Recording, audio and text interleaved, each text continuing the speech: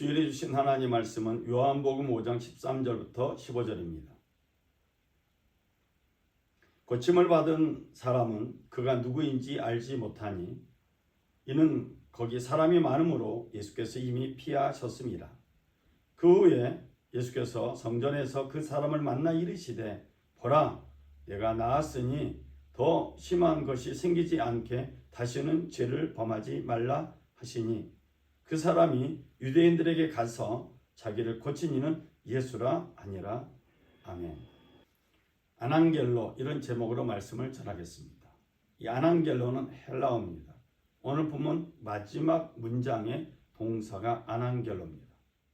구체적인 정보를 제공하고 고발한다는 뜻의 아난겔로. 이 아난겔로를 통해서 오늘 예수님에 대한 정보를 가져가는 우리 모두가 되시길 주의 이름으로 축원을 드립니다. 38년 동안 병을 앓아온 사람이 베데스다 연못가에 있습니다. 베데스다 연못 근처에는 이런 전설이 있습니다. 연못에 물이 움직일 때 병자 중에 누구든지 먼저 들어가는 사람은 병이 나았다는 전설이 있습니다. 그래서 많은 환자들이 베데스다 연못가에 있습니다. 그리고 베데스다 연못이 움직이기를 기다리고 있습니다. 여기 38년 된 환자, 38년 동안 병을 앓아온 사람도 다른 환자들과 함께 베데스다 연못가에서 물이 움직이기를 기다리고 있습니다. 즉 병이 낫기를 간절히 원한다는 것입니다. 오늘 본문에서 요한복음은 중요한 예수에 대한 정보를 우리에게 제공합니다. 예수께서 그가 거기에 누워 있는 것을 보시고 또 그가 이미 오랫동안 앓아온 것을 아시고 물으셨습니다. 내 병이 낫기를 원하느냐? 환자가 대답했습니다. 선생님, 물이 움직일 때 못에 들어가도록 나를 도와주는 사람이 없습니다. 내가 가는 동안 다른 사람들이 나보다 먼저 물속에 들어갑니다. 그러자 예수께서 그에게 말씀하셨습니다. 일어나 내 자리를 들고 걸어가거라. 이 본문이 말하는 아난겔로는 예수님 앞에 연약함을 노출하는 사람에게 주님께서 은총을 베푼다는 정보입니다. 우리는 우리 연약함을 사람들에게 보이려고 하지 않습니다. 뿐만 아니라 예배에서도 주님께 보이려고 하지 않습니다. 여러분, 우리 연약함을 누구에게 보여야 이 문제를 해결할 수 있습니까? 오늘 요한복음 5장은 주님께 노출하라고 말하고 있습니다. 그래서 예배는 어떤 의미로 보면 우리 연약함을 고백하는 것입니다. 나의 더러움을 주님 앞에 보여주는 것입니다. 나의 아픈 것을 주님 앞에 보여주는 것입니다. 나의 괴로운 것을 그대로 인정하는 것입니다.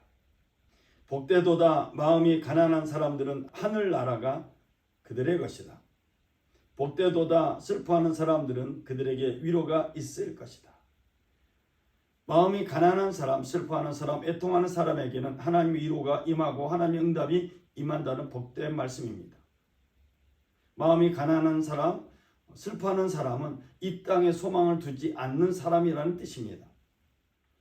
자신을 절대시하지 않는 사람, 자신의 연약함을 인정하는 사람을 마태복음에서는 마음이 가난한 사람, 슬퍼하는 사람이라고 정의하고 있습니다. 38년 동안 병을 앓아온 사람에게 주님의 은총이 임했습니다. 그 은총은 기적이었습니다. 베데스다 연못가에 많은 환자들이 있었지만 그들은 베데스다 연못을 바라보고 있을 뿐이었고 주님을 바라보지 못했습니다. 예수님께 자신의 병, 38년 동안 앓아온 병을 노출시킨 사람, 그에게 주님의 은총, 기적이 임한 것입니다. 저는 우리 평화의 가족들, 믿음의 가족들이 주님의 전에 나와서 주님의 예배에 여러분 연약함을 고백하기를 간절히 소망합니다. 저 역시도 저의 부족하고 연약한 것을 주님께 아뢰고 있습니다. 그러자 그가 곧 나아서 자리를 들고 걸어갔습니다. 그날은 안식일이었습니다. 그래서 유대 사람들은 병이 나은 사람에게 말했습니다. 오늘은 안식일이니 자리를 들고 가는 것은 옳지 않소. 그러나 그가 대답했습니다. 내 병을 고치신 분이 내게 자리를 들고 걸어가거라 라고 하셨소. 그러자 유대 사람들이 그에게 물었습니다.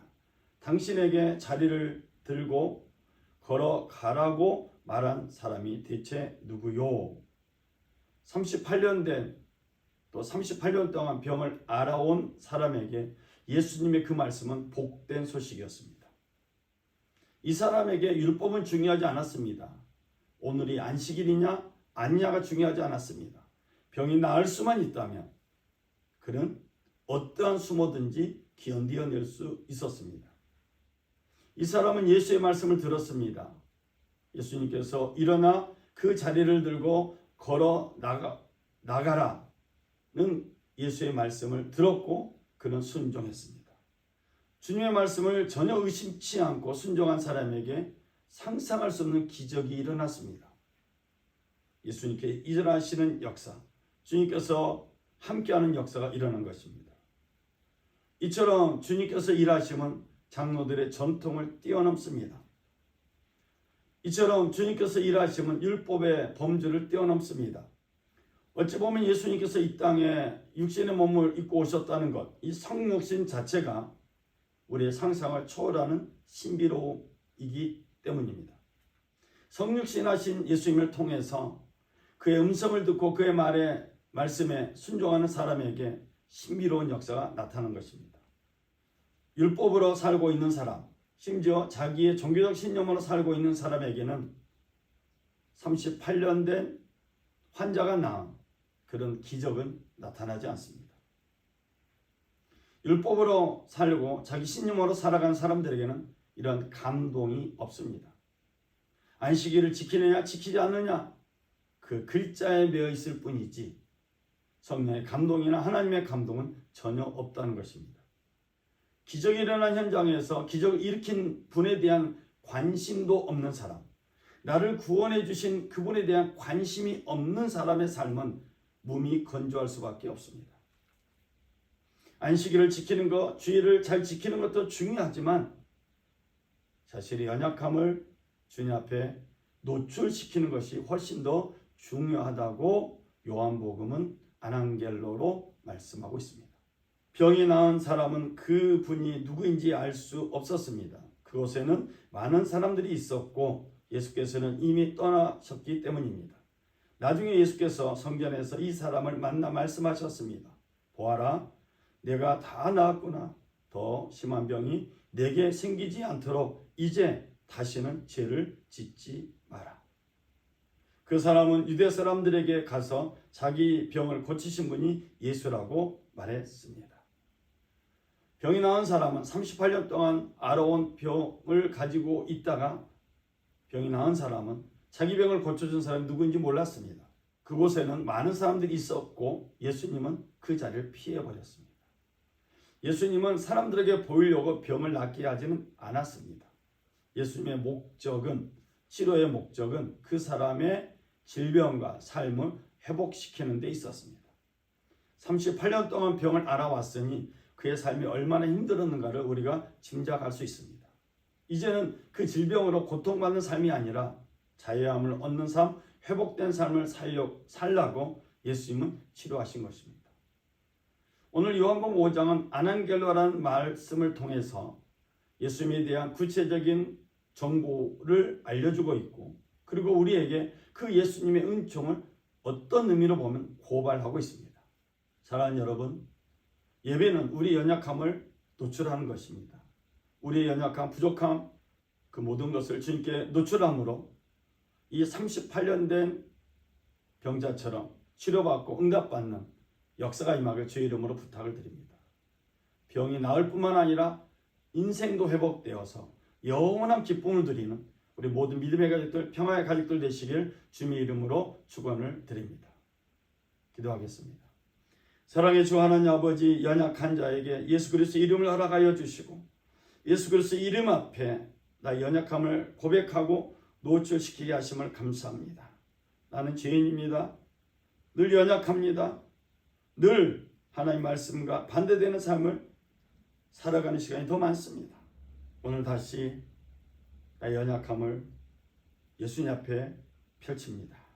주님, 이 모습 이대로 받아주시고 새롭게 하여 주시어서 지긋지긋한 삶의 문제에서 노예함받게 하여 주시고 완전한 회복과 자유를 얻는 은총을 허락하여 주옵소서. 나의 예배, 우리 예배를 받아주시는 주님께 감사드리며 우리 주 예수 그리스도의 이름으로 기도드렸습니다. 아멘. 이상으로 주일의 말씀을 마쳤습니다. 우리 하나님께 영광의 박수 올리겠습니다. 할렐루야, 감사합니다.